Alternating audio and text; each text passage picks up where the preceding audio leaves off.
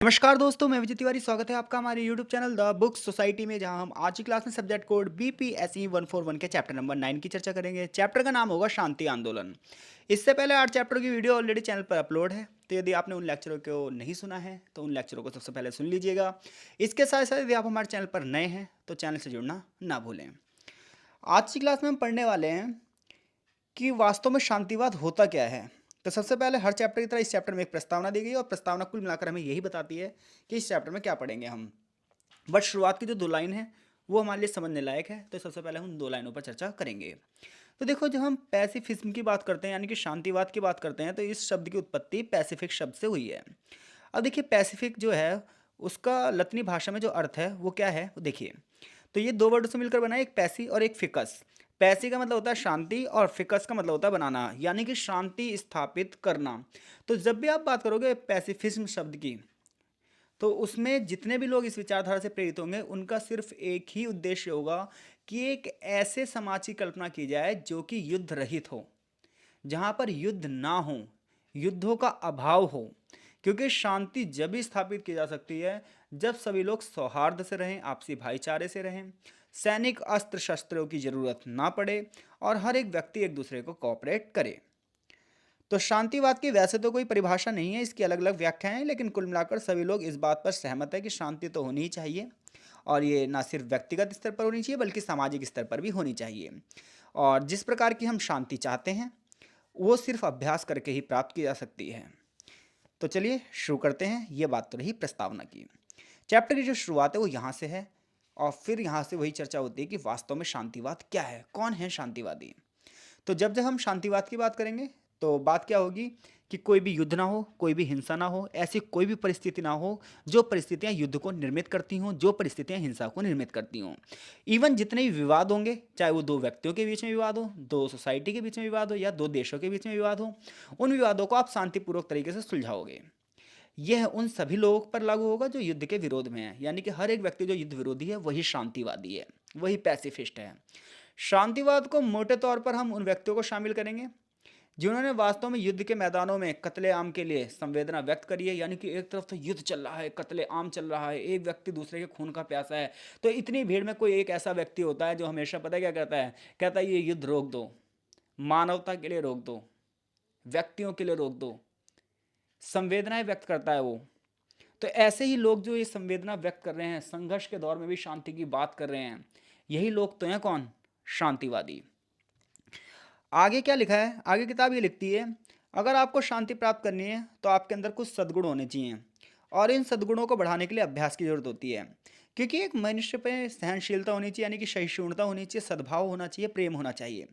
क्योंकि ये पूरी की पूरी दुनिया सद्भाव और प्रेम पर ही आश्रित है। लेकिन रिवेंज हमेशा पता है क्या करता है, कत्ले आम लेकर आता है। जैसे कि आप वर्तमान में देख रहे होंगे, पूरे विश्व में अंतर्राष्ट्रीय व्यवस्था इस टाइप से बनी हुई है कि युद्ध जैसी परिस्थितियां हमेशा हैं।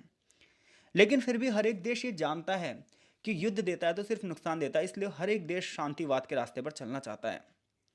तो शांति के लिए युद्ध को एक साधन के रूप में ये लोग खारिज करते हैं। ये कहते हैं कि कुछ लोग ऐसे होते हैं जो कहते हैं कि युद्ध के बाद ही शांति स्थापित हो सकती है, लेकिन शांतिवादी कहते हैं नहीं, युद्ध से तो किसी प्रकार की शांति स्थापित हो ही नहीं सकती, अगर होती भी है तो अल्पकालीन होगी, कुछ ही समय के लिए होगी। गांधी जी की बात की जाए तो गांधी जी जो है उनके ऊपर जो प्रभाव पड़ा वो पड़ा लियो टॉल्स्टॉय का। लियो टॉल्स्टॉय की अगर बात की जाए तो ये बहुत बड़े शांतिवादी थे और जो इनकी थियोरी थी, इनकी थियोरी का ही प्रभाव महात्मा गांधी पर पड़ा। इवन पता है, उन्होंने टॉल्स्टॉय से वो इतने ज़्यादा प्रभावित थे, जब उन्होंने साउथ अफ्रीका में अनशन किए, साउथ अफ्रीका में सत्याग्रह किया, तो वहाँ के लोगों के लिए एक फर्म की स्थापना करी, टॉल्स्टॉय फर्म, जहाँ उन्होंने लोगों को रोजगार तक दिए। गांधी जी टॉल्स्टॉय के साथ संवाद भी किए, उनसे बातचीत भी की और इन दोनों महापुरुषों ने अहिंसा के विचार को बढ़ावा दिया। फर्स्ट वर्ल्ड वॉर की बात करोगे तो जब पूरे विश्व में तनाव चल रहा था, तो ऐसे में पूरे विश्व में ऐसा लग रहा था कि युद्ध होने वाला है, शांति कम होने वाली है। लेकिन फिर भी बहुत सारी संस्थाएं थी, बहुत सारे लोग थे जो शांति को बढ़ावा देना चाहते थे। Like that universal peace Congress में बहुत सारे लोगों ने भाग लिया। इवन यूरोप में इस चीज़ पे चर्चा होने लगी कि क्या करिए, आप शांति स्थापित करिए ना कि युद्ध। बट फिर भी हालांकि ये चीज़ें असफल नहीं और फर्स्ट वर्ल्ड वॉर हुआ, ना सिर्फ हुआ बल्कि बड़े पैमाने पर करोड़ों लोग मारे गए। तो गांधी जी ये कहते हैं कि इन लोगों ने ना शांतिवाद का जो किया है, दिखावा किया है। यूरोपीय तो शांतिवाद का ना दिखावा करते हैं, ये वास्तव में शांति को स्थापित करना ही नहीं चाहते। ना ही शांति को स्थापित करना जानते हैं। एक और जर्मनी शांतिवाद की बात तो कर रहा है, लेकिन एक और जर्मनी ही युद्ध की बात कर रहा है। तो ऐसे में कोई पॉजिटिव परिणाम कभी निकल ही नहीं सकता। खैर, ये चीज़ सोचना गलत होगा कि शांतिवादियों ने फर्स्ट वर्ल्ड वॉर के दौरान गंभीर प्रयास नहीं किए। जब ऐसा लग रहा था युद्ध होगा, पूरा विश्व विनाश के लिए तैयार हो रहा है, फिर भी कुछ लोगों ने शांति की बात करी, शांति की चर्चाएं करी। हालांकि भले ये चीज़ें प्रॉफिटेबल ना रही हों, लाभदायक ना रही हों, शांति स्थापित ना हो पाई हो, फर्स्ट वर्ल्ड वॉर में करोड़ों लोग मरे हों, लेकिन फिर भी इन लोगों ने कहीं ना कहीं चर्चा तो करी। कुल मिलाकर शांतिवाद का मतलब यही निकलता है कि विवादों को आप शांतिपूर्वक तरीके से हल करोगे, लेकिन शांतिवाद पूरी तरीके से विश्व में सफल नहीं हो पाया। शांतिवादी कई प्रकार के हो सकते हैं, जैसे कि यहाँ पर 3 टाइप के रखे हैं जो मैंने हाईलाइट कर रखे हैं। जैसे कि एक है पूर्ण शांतिवादी। तो जो पूर्ण शांतिवादी लोग होते हैं वो हिंसा के बिल्कुल खिलाफ होते हैं। ये पता है क्या कहते हैं, आत्मरक्षा के लिए भी ये दूसरों को मारने से इनकार कर देते हैं। यानी कि इनको अगर कोई मार भी रहा है ना, तो ये भी बेचारे तब भी प्रतिकार नहीं करते हैं, कहते हैं भाई मार ले, कोई दिक्कत नहीं है। ये होते हैं पूर्ण शांतिवादी, इनका हाथ कभी उठ ही नहीं सकता। एक होते हैं सशस्त्र शांतिवादी, टर्म एंड कंडीशन पर चलते हैं। ये युद्ध का विरोध तो करते हैं, लेकिन इसका समर्थन भी करते हैं। लेकिन कब? जब इनकी सुरक्षा अपने दांव पर आ जाती है। तो ये लोग कहते हैं वैसे तो शांति स्थापित होनी चाहिए, लेकिन आपके ऊपर कोई आक्रमण करे तो फिर चुपचाप मत बैठो, फिर उसे लपेट दो। तीसरे होते हैं चयनात्मक शांतिवादी। ये पता है क्या करते हैं, ये देखते हैं युद्ध पहले उचित है नहीं है, जरूरी है या नहीं है, और वे अपने देश के लिए लड़ने से भी कई बार इनकार कर देते हैं। मगर जब ये देखते हैं कि अन्यायपूर्ण युद्ध हो रहा है, तो ये दूसरों पर हमला कर देते हैं। तो कितने टाइप के शांतिवादी हैं? सबसे अच्छे हैं पूर्ण शांतिवादी, फिर है सशस्त्र और फिर है चयनात्मक। क्या संघर्षों के समाधान में शांतिवाद एक महत्वपूर्ण भूमिका निभा सकता है? क्या आपने कभी सोचा है इतने सारे जो कन्फ्लिक्ट हो रहे हैं, इतने सारे जो संघर्ष की राजनीति चल रही है, संघर्ष जैसे कि एक बुक भी है आपकी पूरी की पूरी संघर्ष की राजनीति पर, BPSE 146। इस बुक के बाद तुरंत ही वो वाली बुक भी हम शुरू करेंगे। देखिए, अगर आपको लेक्चर समझ में आ रहे हैं तो द बुक सोसाइटी को सपोर्ट ज़रूर कीजिए, और आप चाहें तो हमें फंड भी कर सकते हैं। आपको पेटीएम नंबर दिया जाएगा, तो वो आपकी इच्छा अनुसार होगा, ताकि आपका जो सपोर्ट है वो हमें और आगे तक ले जा सकता है और बच्चों तक इन लेक्चरों को पहुंचा सकता है। तो देखिए, संघर्ष समाधान के लिए शांतिवाद क्या है। तो एक व्यक्ति हैं पाल बोहानन, इन्होंने पता क्या कहा था कि आप ऐसे समाज की कल्पना ही नहीं कर सकते जिसमें संघर्ष ना हो, लेकिन संघर्ष पर अगर कंट्रोल नहीं है तो समाज उससे भी बुरा होगा। यानी कि ऐसी कोई सोसाइटी नहीं है जहाँ पर संघर्ष ना हो, लेकिन ऐसी सोसाइटी अगर है तो वहाँ पर संघर्ष पर कंट्रोल नहीं है तो समाज बहुत ज़्यादा बुरा हो जाएगा। इसलिए हर सरकार पता है क्या करती है, पुलिस की स्थापना करती है, अर्धसैनिक बलों की स्थापना करती है, सैनिकों की स्थापना करती है, ताकि समाज में संघर्ष को खत्म किया जा सके। इनकी एक किताब है law and welfare studies in the anthropology of conflict, जिसमें ये बातें लिखी हुई हैं। वो ये कहते हैं संघर्ष ना हमारी डेली रूटीन का हिस्सा है। और गांधी जी भी कह रहे हैं कि संघर्ष का जो दृष्टिकोण है, इसे व्यक्त करने का तरीका सबसे महत्वपूर्ण है अंतर्दृष्टि से। गांधी जी कहते हैं कि भगवत गीता ये कहती है कि सत्य और असत्य दोनों एक व्यक्ति में होते हैं। गांधी जी ने यह भी कहा युद्ध क्षेत्र हमारे मन में है, हमारे शरीर में है, और ऐसे में सबसे पहले हमें ना अपने मन के संघर्षों से निपटना चाहिए। जब व्यक्ति अपने संघर्षों से खत्म कर देता है ना, तब वो एक तरीके से वो शांतिवादी बन सकता है। आप देखिए, आप डेली उठिए, आपके मन में ना बहुत सारे संदेह रहते हैं, ये करूँ वो करूँ फलाना करूँ ढमका करूँ। ऐसे में ना एक संघर्ष अपने आप से होता है, और इंसान जो हारता है ना वो अपने आप वाले संघर्ष से हारता है, क्योंकि वो चीज़ें उसे जलाती है, डिप्रेशन में ला देती है। आप देख लो, आप डिप्रेशन में कितने सारे लोग मर जा रहे हैं, उसका कारण ये है कि वो अपने मन के संघर्ष से नहीं जीत पा रहे हैं। तो ऐसे में टकराव बना रहेगा, अपने आप से ही बना रहेगा, दूसरों से ही बना रहेगा, देश से ही बना रहेगा, व्यक्ति से ही बना रहेगा, समूह से ही बना रहेगा। कई बार संघर्ष बहुत तेज होता है, उसकी धारणा समाधान करने के इरादे से नहीं होती है, और कई बार होती भी है। तो ऐसे में संघर्ष समाधान का एक ही उपकरण है, क्या? शांति। लेकिन प्रश्न तो वहीं उठकर आ जाता है कि पैसिफिस्ट मूवमेंट जो चलाए जा रहे हैं, शांतिवादी आंदोलन चलाए जा रहे हैं, ये शांति का अर्थ समझते क्या हैं? जबकि फर्स्ट वर्ल्ड हो रहा है, सेकंड वर्ल्ड वॉर हो चुका है, और रूस यूक्रेन वार अभी इस समय चल रहा है जिस समय हम इस वीडियो को बना रहे हैं। इवन विश्व में बहुत सारी समस्याएं बन रही है, चाइना सुपर पावर बन रहा है। तो ऐसे में जो ये आंदोलन कर क्या रहे हैं, क्या यूएनओ में सिर्फ बातचीत हो रही है, या मैटर को सॉल्व करने के लिए भी कुछ किया जा रहा है? जैसे कि यहाँ पर बताया भी गया है कि फर्स्ट वर्ल्ड वॉर और सेकंड वर्ल्ड वॉर से पहले की दुनिया देखोगे तो एक अलग तस्वीर थी, लेकिन उसके बाद तस्वीरें बदल गई हैं। चैप्टर में आगे ये पढ़ाया जा रहा है कि गांधी जी का शांतिवाद से क्या लेना देना था, क्या गांधी शांतिवादी थे, और अगर थे तो गांधी जी के विचार क्या थे। तो इसमें तो कोई दो राय नहीं है, भारत का बच्चा बच्चा जानता है गांधी शांतिवादी थे। गांधी बहुत बड़े पैसिफिस्ट थे, अहिंसा के प्रति उन्होंने पूरा जीवन अपना दांव पे लगा दिया। सहिष्णुता, धैर्य, दया, क्षमा, प्रेम, कुछ इसी प्रकार के तो थे गांधी जी। शांतिवाद के गुणों की व्याख्या करने वाले वे पहले व्यक्ति थे भारतीय संदर्भ में अगर बात की जाए। जैन धर्म से उन्होंने अहिंसा सीखी थी, सत्य के सिद्धांतों को सीखा था। भगवत गीता और बौद्ध धर्म का इन पर बहुत बड़ा इंपैक्ट पड़ा था, जिसकी वजह से ये अहिंसात्मक रूप से आगे बढ़े। पिछले चैप्टर में हमने बात भी करी थी। कुछ यहाँ पर पॉइंट्स दिए गए हैं जिससे हमें गांधीवाद दर्शन के बारे में पता चलेगा शांति के ऊपर। तो महात्मा गांधी की बात करें तो ये समाज में सद्भावना चाहते थे। इन्हें पता था समाज बहुत सारे भागों में बटा हुआ है, और ऐसे में जब तक प्रत्येक मनुष्य दूसरे मनुष्य के प्रति सद्भाव नहीं रखेगा, नैतिक रूप से श्रेष्ठ नहीं होगा, संबंधित पक्षों के स्तर पर विवादों को हल नहीं करेगा, जब तक हर एक व्यक्ति समाज के प्रति अपनी नैतिक जिम्मेदारी नहीं अपनाएगा, मोरल एथिक्स नहीं अपनाएगा, तब तक समाज ना शांतिवाद नहीं हो सकता। तो ये चीज़ें समाज में होनी चाहिए, ऐसा गांधी जी चाहते थे। गांधी जी ने युद्ध खत्म करने और विश्व शांति को स्थापित करने के लिए उसकी पैरवी करी। गांधी जी ने महसूस किया अगर आपको शांति स्थापित करनी है तो इसके लिए बहुत सारी ऑर्गेनाइजेशन होनी चाहिए, एनजीओ सेक्टर पर काम होना चाहिए, कई सारे राजनेताओं को अपने अपने तरीके से अवेयरनेस फैलानी चाहिए। जब दो देशों के बीच में युद्ध हो तो एक तीसरे देश को चाहिए कि उनके बीच में सेटलमेंट करे, उनके बीच में बातचीत का जरिया खोले। ये गांधी जी के शांतिवाद पर क्या थे, कुछ विचार थे।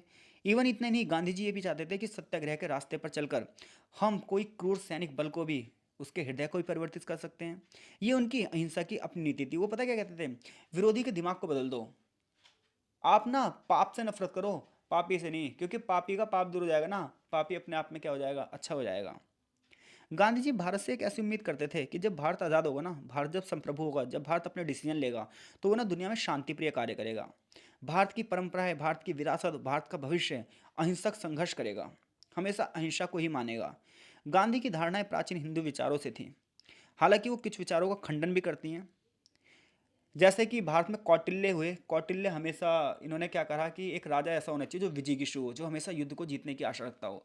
लेकिन गांधी ने कौटिल्य के इस विचार का भी खंडन किया है। गांधी जी कहते हैं जो विरोधी है ना, विरोधी, इन्हें गलत कामों के लिए क्षमा कर दो जाओ। क्योंकि जब आप किसी को क्षमा कर देते हो ना तो भी बड़ी समस्या है। वो कहेगा यार मुझे इसने क्षमा कैसे कर दिया। तो ये गांधीवादी नीति है, बट आज के टाइम पे ये बहुत फॉलो करना बहुत मुश्किल है। गांधी कहते हैं अपने प्रतिद्वंदी को माफ़ कर दो, तो आप इससे क्या हो जाओगे, श्रेष्ठ व्यक्ति हो जाओगे। लेकिन पता है आज अगर आप सबको माफ़ करते जाओगे तो लोग आपको बेवकूफ़ समझेंगे, वो आपका शोषण कर लेंगे। तो कुछ जगहों पर ये चीज़ें फॉलो होती हैं, देखिए कुछ जगहों पर फॉलो नहीं। ये नहीं कि आंख बंद करके कुछ चीज़ें अपना लो, आप जहाँ पर फॉलो होती हैं वहाँ फॉलो कीजिए, लेकिन ऐसा ना हो कि कोई आपका ही शोषण कर ले। गांधी जी का जो शांतिवाद था ये गतिशील अहिंसा के बारे में था, ये विश्वास के बारे में था, ये अंतिम सत्य को खोजने की बात थी। वो सत्य और अहिंसा के उतने ही पुराने थे। वो ऐसा मानते थे कि बड़े बड़े पहाड़ भी हैं, ये भी अहिंसक रणनीति और कार्रवाई से संबंधित हैं। सत्य को प्राप्त करने के लिए दृष्टिकोण भी सत्य होना चाहिए, यानी कि अगर हम सत्य के पीछे भाग रहे हैं तो हमें सच्ची निष्ठा से सत्य के पीछे भागना चाहिए। प्रेम और न्याय दोनों एक दूसरे से जुड़े हुए हैं, जहाँ प्रेम नहीं वहीं अन्याय है, जहाँ घृणा है वहीं अन्याय है। तो उनका मानना है हमारी शब्दावली में ही घृणा जैसे शब्द नहीं होने चाहिए। गांधी जी की अगर बात की जाए तो वो किसी देश में बाहरी लोगों द्वारा शासन को न्यायोचित नहीं ठहराते। उन्होंने उपनिवेशवाद का विरोध किया। उन्होंने कहा कि हर देश को अपने निर्णय लेने की क्या होनी चाहिए, आज़ादी होनी चाहिए। क्योंकि जब आप एक देश के ऊपर कंट्रोल करते हो तो उस देश के नागरिक ना एक दिन हिंसा का सहारा लेंगे ही लेंगे, और अगर आपको शांति स्थापित करनी है तो आप सभी को स्वतंत्र रूप से जीने दो ना। उनका मानना था सैनिक कार्रवाई के माध्यम से आप निर्देश जनता को प्रताड़ित करते हो। आपके शासन करने की जो प्यास है ये पता है प्रकृति के नियमों के विरुद्ध है। तो गांधी जी कहते हैं बहुत ही निराशाजनक है, न्याय में हमेशा एक पक्षी संघर्ष क्यों करे। इसलिए गांधी चाहते हैं एक शांतिवादी तरीके से प्रकृति को चलने दो, पूरी दुनिया को चलने दो, ताकि हर एक व्यक्ति मनुष्य होने के नाते मनुष्य जैसा व्यवहार सह सके और कर सके। गांधी जी ये कहते हैं कि जो लोग अयोग्य हैं, अयोग्य शांतिवाद का मतलब होता है कि ऐसे लोग जो ना युद्ध को ही अंतिम विकल्प मानते हो, ये लोग शांतिवाद में अयोग्य हैं। और गांधी जी कहते हैं भैया ऐसा तो होना ही नहीं चाहिए, क्योंकि संघर्ष से आप कुछ भी बेहतर हासिल नहीं कर सकते। युद्ध देता है तो आपको सिर्फ नुकसान देता है, मृत्यु देता है, हिंसा देता है, बहुत सारे धन की हानि देता है। आने वाले टाइम से 10-10, 20-20, 50-50 साल निकल जाते हैं लोगों को आगे बढ़ने में। जापान के देख लीजिए आप, परमाणु बम गिरा था, 50 साल लग गए उसे उभरने में। गांधी जी का मानना था first world war, second world war में देखो आप, तो युद्ध में ना शांति का प्रयास सिर्फ दिखावा था। चाहे जर्मनी की बात करो, जर्मनी की नीति कुटिल थी, दुर्भावनापूर्ण थी, गुप्त संधियां कर रहा था। अगर आप सेकंड वर्ल्ड वॉर पढ़ो, बीपीएससी 107 में आपने सेकंड ईयर में पढ़ा होगा कि सेकंड वर्ल्ड वॉर क्यों हुआ। नहीं पढ़ा तो आप वो वीडियो जरूर सुनिएगा, तो आपको पता चल जाएगा कि एक और तो जर्मनी क्या कर रहा है, दिखावा कर रहा है शांतिवादी का, और दूसरी तरफ गुप्त संधियां कर रहा है। यूरोप में संधियां चल रही हैं जिसकी वजह से फर्स्ट वर्ल्ड वॉर होता है, फिर आगे चलकर सेकंड वर्ल्ड वॉर होता है। सेकंड वर्ल्ड वॉर के दौरान अगर बात की जाए तो गांधी जी ने क्या कहा कि बिना शर्त के शांति होनी चाहिए, शर्त वाली शांति नहीं चाहिए हमें, क्योंकि फर्स्ट वर्ल्ड वॉर के बाद भी वर्साई की जब संधि हुई थी तो शर्तें रखी गई थी जर्मनी के सामने, जिसकी वजह से तो सेकंड वर्ल्ड वॉर हुआ था। तो सेकंड वर्ल्ड वॉर के बाद बिना शर्त के क्या होनी चाहिए, शांति स्थापित होनी चाहिए।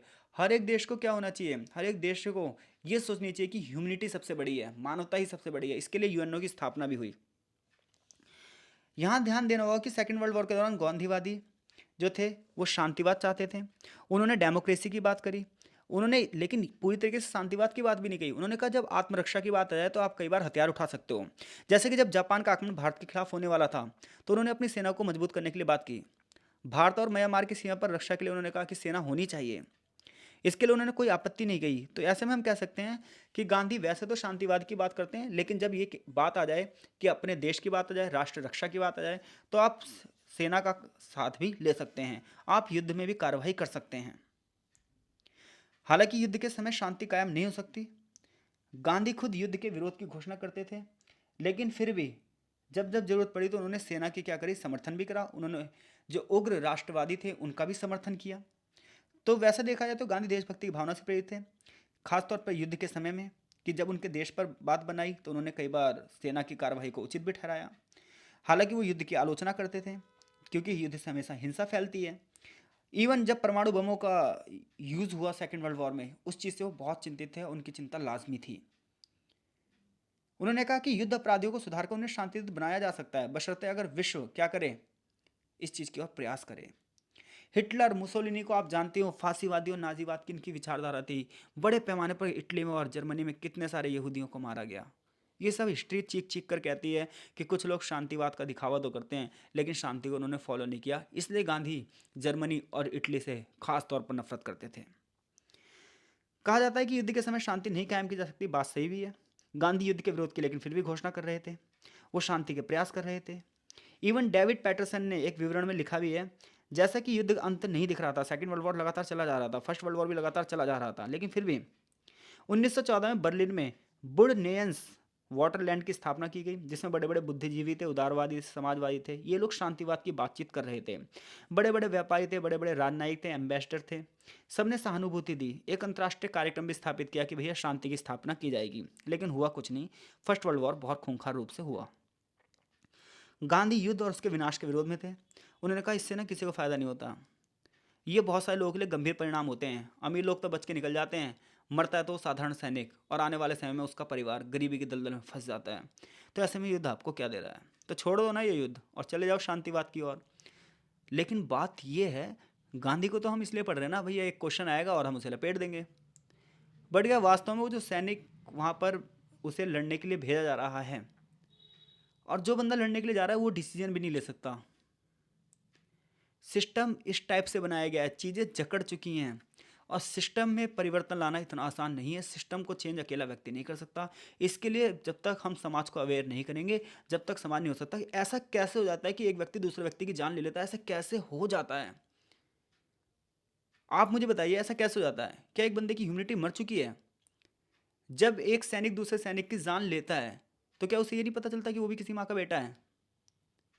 तो क्यों है ऐसा राष्ट्रवाद?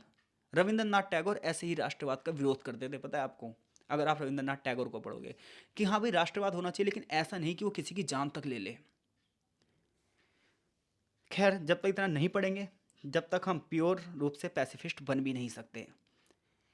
आगे चैप्टर में कुछ प्रमुख शांतिवादियों की बात की गई, जैसे लियो टॉल्स्टॉय की बात की जाए तो वो 19वीं शताब्दी के प्रमुख शांतिवादियों में से एक थे। एक रूसी लेखक भी थे, रूसी फिलोसफर भी थे। क्रीमिया के युद्ध में वो लड़े भी थे, लेकिन आगे चलकर वो शांतिवादी बन गए। महात्मा गांधी उनसे बहुत ज़्यादा प्रभावित थे और कई मुद्दों पर उन्हें बातचीत भी की। गांधी तो उन्हें ना अपना मार्गदर्शक और गुरु भी मानते थे। अल्बर्ट आइंस्टीन का नाम कौन नहीं जानता होगा। एक प्रतिभाशाली वैज्ञानिक तो थे ही थे, लेकिन वो बहुत बड़े शांतिवादी भी थे। वो हिंसा और युद्ध को ख़त्म करना चाहते थे। वो गांधी जी के अहिंसा और सत्य के सिद्धांतों के बहुत बड़े प्रशंसक थे, और गांधी जी को धरती पर सबसे महान मानवों में से एक मानते थे वो। ऐसी एक और नाम है एमिले अर्नॉल्ड। इनकी बात की जाए तो इन्होंने भी शांतिवाद शब्द के उपयोग का प्रस्ताव रखा। वो न्याय, मानवता और सद्भाव को और अपने सहिष्णुता के विचारों के लिए जाने जाते थे। बर्टरैंड रसेल की बात की जाए तो इन्होंने सैनिक कार्रवाई के खिलाफ अभियान चलाया। इन्होंने कहा परमाणु नहीं होना चाहिए। इवन इन्होंने ना युद्ध में जो अमेरिका अपनी एंट्री करता है, इसके लिए इन्होंने विरोध किया और इसकी वजह से इन्हें जेल में भी भेज दिया गया। ऐसे ही एक और नाम आता है जॉर्ज बर्नैट शॉ। बहुत बड़ा नाम है भाई, बहुत बड़े अच्छे नाटककार थे ये। और शांतिवाद के लिए इन्होंने वकालत भी करी, आगे चलकर मुद्दा भी उठाया। और शांति की बात करने के लिए उन्हें सरमन ऑन द माउंट का उदाहरण भी दिया। मार्टिन लूथर किंग जूनियर को कौन नहीं जानता होगा। दक्षिण अमेरिका में इन्होंने गोरे काले के आधार पर जो भेदभाव होता था, इसके लिए उन्होंने नागरिक अधिकारों की डिमांड करी। बड़े पैमाने पर इनके साथ ज्यादतियां हुई, लेकिन आगे चलकर मार्टिन लूथर किंग ने कुछ संघर्षी नीतियां भी चलाई और कुछ शांतिवादी तरीके से अपने लोगों को अधिकार दिलाए। ऐसे ही एक नाम और है, एल्डर हैक्सले। ये बहुत बड़े राइटर्स थे, बहुत बड़े शांतिवादी थे। हॉक्सले का जो प्रसिद्ध कार्य था, यानी कि उनकी जो किताब थी, वो था ब्रेव न्यू वर्ल्ड। ये युद्ध के विरोधी थे और अहिंसा के कट्टर समर्थक थे। यहाँ तक कि अमेरिकी नागरिकता भी इन्होंने खारिज कर दी। सोफी स्कॉल की बात की जाए तो एक ये युवा लड़की थी, युवा छात्रा थी और युद्ध की घोर विरोधी थी। जनता के बीच में खुद गई, लोगों के बीच में अवेयरनेस लाने के लिए ये इसने जर्मनी की विचारधारा का विरोध किया। 1943 में इस बेचारे को मृत्यु दंड दे दिया गया, मात्र और मात्र उस समय इसकी उम्र थी 22 साल। फिर भी वो नाजी नेताओं के खिलाफ अपने जीवन के अंतिम क्षण तक मुखर रही। हेलेन केलर की अगर बात की जाए तो ये एक बहुत बड़े राजनीतिक कार्यकर्ता थे, लेखक थे और व्याख्याता भी थे। महिलाओं के अधिकारों की रक्षा की बात इन्होंने की थी। वेरा ब्रिटेन की बात की जाए तो ये भी राइटर थी। सेकेंड वर्ल्ड वॉर्स के दौरान इन्होंने एक लिखा था लेटर्स टू पीसल वर्स नामक पत्रिका में, इन्होंने लोगों को संबोधित किया था। तो ये कुछ शांतिवादी लोग रहे तो बहुत सारे हैं, लेकिन किताबों में हम उन्हें समाहित नहीं कर सकते, समाज में उनका योगदान है। तो उनमें से कुछ हमारी किताब में दिए गए हैं। क्या वर्तमान में शांतिवाद प्रासंगिक है? क्या वास्तव में आज इसका यूज हो रहा है? तो शांतिवाद शब्द आज प्रयोग में एक सामान्य शब्द नहीं है। आज आप देखो तो एक तरफ पूरा विश्व शांतिवाद की बात करता है, तो दूसरी तरफ परमाणु बम बना रहा है, बड़े बड़े मिसाइलें बना रहा है, बड़े बड़े सैनिक हथियार बना रहा है, टैंक बना रहा है, विमान बना रहा है। तो ऐसे में शांतिवाद अपनी प्रासंगिकता खो चुका है। आज आज सिर्फ ये एक शब्द बनकर रह गया है, लेकिन कोई भी देश इसका प्रस्तावक नहीं है। और जब तक हम खुद निगेटिव रहेंगे तो हम शांतिवाद को कैसे पॉजिटिव बना सकते हैं? क्योंकि जब तक पूरा विश्व युद्ध के विरोध में नहीं होगा, तब तक इसकी प्रासंगिकता नहीं हो सकती। हालांकि फिर भी शांतिवाद आज भी प्रासंगिक है, हम ये नहीं कह सकते कि पूरी तरीके से खत्म हो चुका है। आज भी लोग परमाणु बम तो बना रहे हैं, हथियार तो बना रहे हैं, टैंक तो बना रहे हैं, लेकिन उसका प्रयोग करने में हिचकिचा रहे हैं। जापान पर परमाणु हमले के बाद आज तक कोई परमाणु हमला नहीं हुआ है, तो इससे पता चलता है कि पूरा विश्व कहीं ना कहीं शांति के पक्ष में भी है। आगे चैप्टर में सारांश दिया है और चैप्टर यहीं पे फिनिश हो जाता है। चैप्टर से जो क्वेश्चन बनते हैं वो ये बनते हैं कि शांतिवाद की अवधारणा से आप क्या समझते हैं, जो कि हमने पहले चर्चा कर ली शुरू के 2 पैराग्राफ में। क्या महात्मा गांधी एक कट्टर शांतिवादी थे? क्या वो अहिंसा के पैरोकार थे? तो जो मैंने वो वाला पैराग्राफ पढ़ाया आपको कि गांधी जी की अहिंसा की अवधारणा क्या थी। दुनिया भर के शांतिवादियों के योगदान पर एक संक्षिप्त नोट लिखिए, तो इन सब के नाम आप लिखेंगे। आई होप सो कोई भी प्रश्न इस चैप्टर से बनता है तो उस प्रश्न का उत्तर देने में आप सक्षम हैं। चीज़ें अगर समझ में आ रही हैं तो वीडियो को लाइक कीजिए, द बुक सोसाइटी को सपोर्ट कीजिए। इसके साथ साथ आप हमारे टेलीग्राम ग्रुप पे भी ऐड हो सकते हैं। तो मिलते हैं आपसे नेक्स्ट चैप्टर की वीडियो में। आपका बहुत बहुत धन्यवाद।